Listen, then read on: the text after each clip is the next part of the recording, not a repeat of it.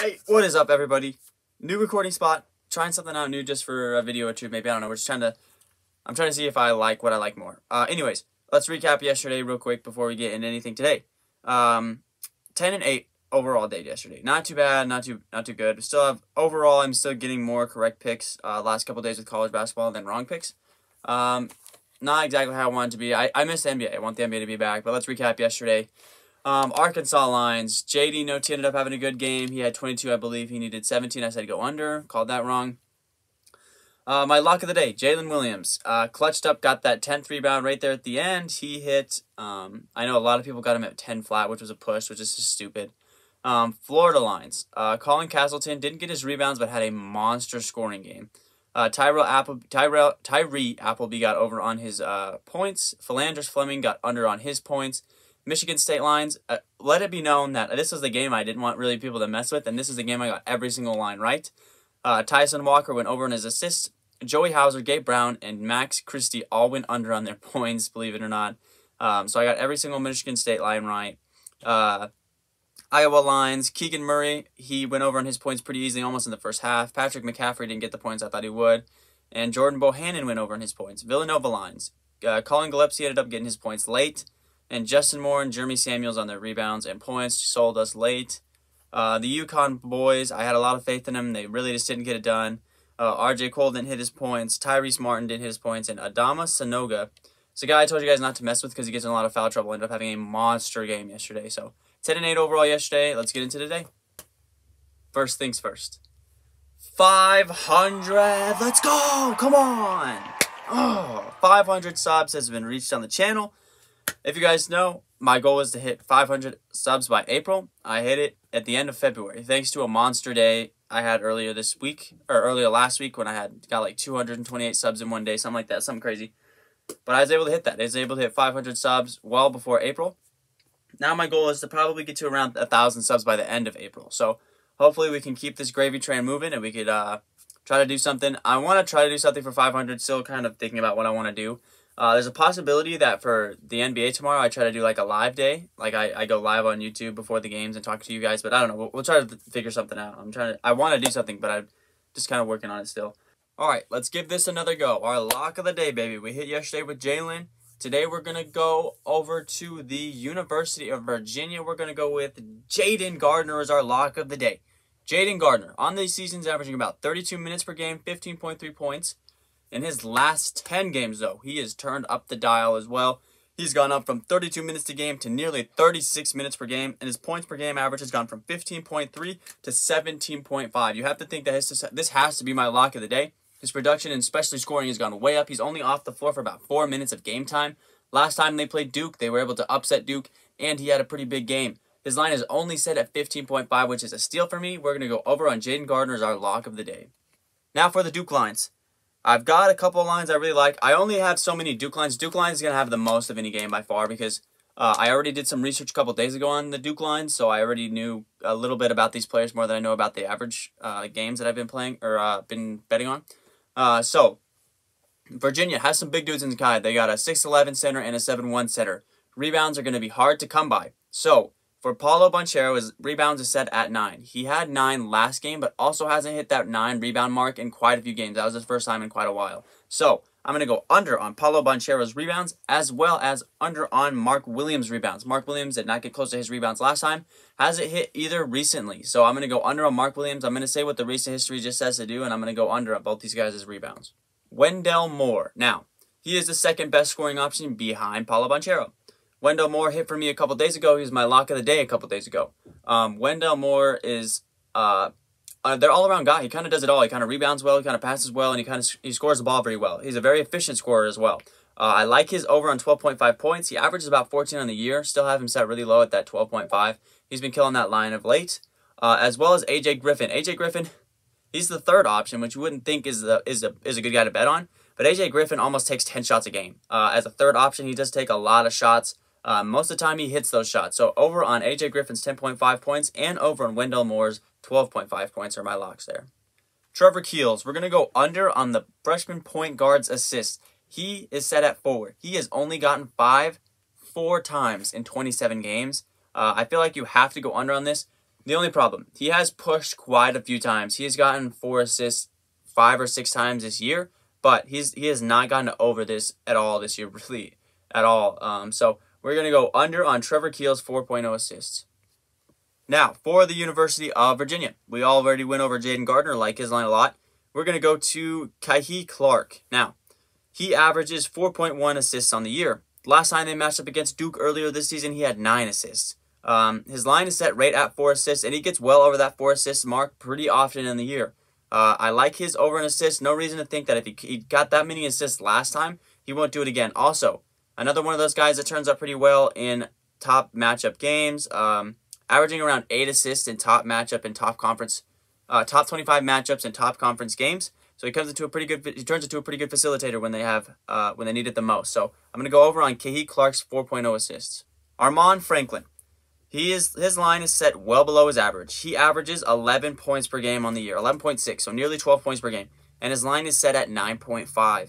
Now, only plays about 30 minutes per game. Here's the crazy part. I'm assuming the reason his line is set at 9.5 and he averages 12 points per game. Last 3 or 4 games, he has really struggled. Hasn't gotten into that double-digit category. And I'm going to ride with it. He hasn't hit double digits in about 4 or 5 straight games now.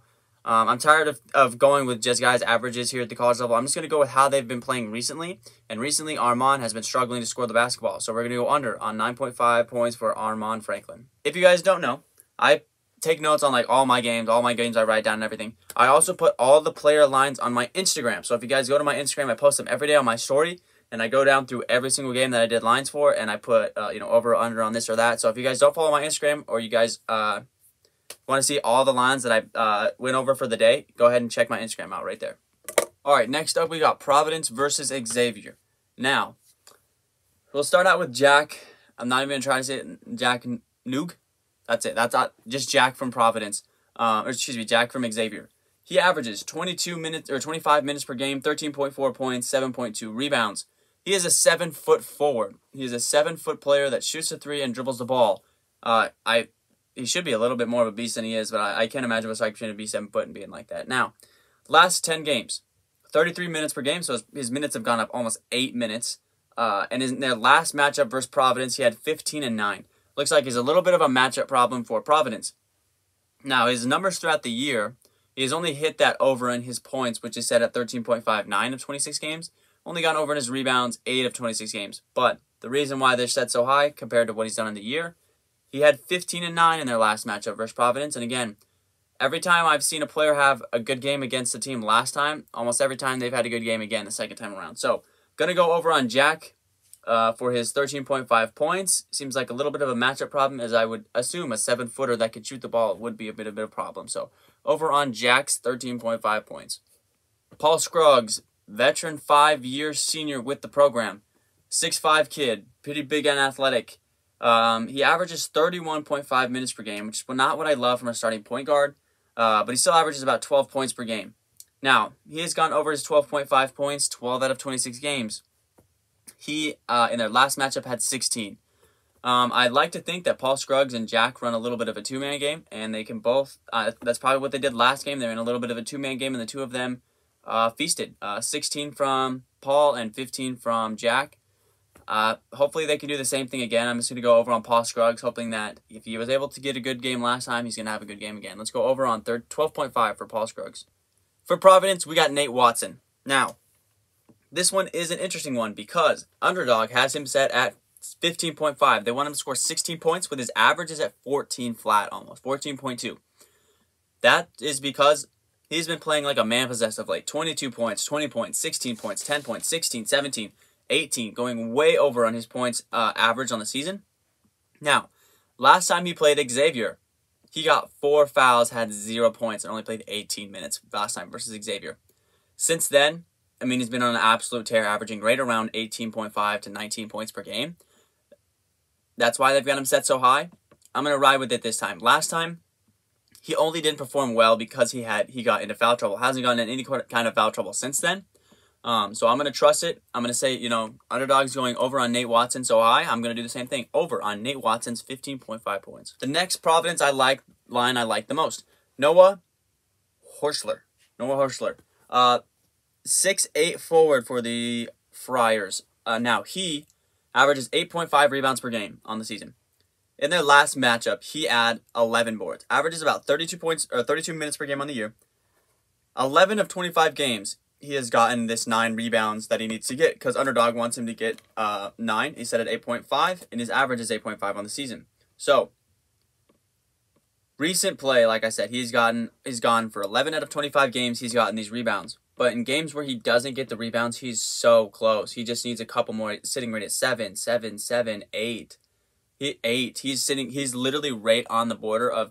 So really, in a lot of these games, he has gotten really close. He's only hitting 11 of 25, but he's gotten really close. The last matchup, he got 11. I like to think that he's going to get it again. He seems like to be, from his numbers, gets a lot of blocks. It looks like he's banging down low a lot. A couple of dunk highlights from him over here. Getting right around that 10 points per game average. It looks like he's a little bit of an interior monster. So look for this guy to trying to be banging down low and getting a lot of rebounds. I anticipate him to go over again on his rebounds. It's set at 8.5. Okay, guys. So here's the thing. There's a couple of lines that really aren't out yet. I know there's a lot of games that people want to see today and they want to bet on. Okay, I know that. There's not a lot out for a lot of the games I know you guys are interested in. Also, games that are going to be blowouts, such as Auburn versus Mississippi State. Not going to mess with that game at all because I'm scared of the blowouts, okay? The games I mentioned today are my favorite games I want to bet on, and also the games I think are going to be the closest, okay? Like LSU versus Kentucky. That's a game I'll probably be posting on my Instagram. Again, go to my Instagram. These games, Wisconsin versus Minnesota. I'm going to be posting these games on my Instagram. The player lines for these games. I'm not going to put it in the video today. Wasn't really prepared to do a video today. Had a couple people asking for a video today, so I was going to go ahead and do it. Didn't really feel like doing it because I just haven't been hitting with the success I want to in college basketball. I wanted to get ready for the NBA, but I'm going to go ahead and put this video together anyways. Now, like I said, check the Instagram. I'll put the other games lines on the Instagram for sure. But from the picks I gave you guys today, let's go ahead and give you my top 5 from today's picks that I give you. Again, these are my favorite games of the day. So these are the games that are these are going to be my top 5 picks regardless of the rest of the games that I do today. So coming in at number 1, it's going to be my lock of the day. Give me Jayden Gardner from the University of Virginia. Over on his 15.5 points. Let's get it. Number 2 is my lock of the day a couple days ago. Give me Wendell Moore. He's the Mr. Do-It-All for Duke. It's going to be a great game versus Duke and Virginia. I anticipate him and Jayden Gardner to kind of go back at it, go back and forth with it. I like Wendell Moore over on his 12.5 points. He hits it a lot more than he misses it, so we're going to go over. Coming in at number 2, number 3, give me Armaan Franklin under on his 9.5 points. Has not been playing well of late. Hopefully he can continue to not play well and we can go under on his 9.5 points. And number 4, give me Jack from Xavier. I don't know how to say his last name, not going to try. I like his over on his 13.5 points.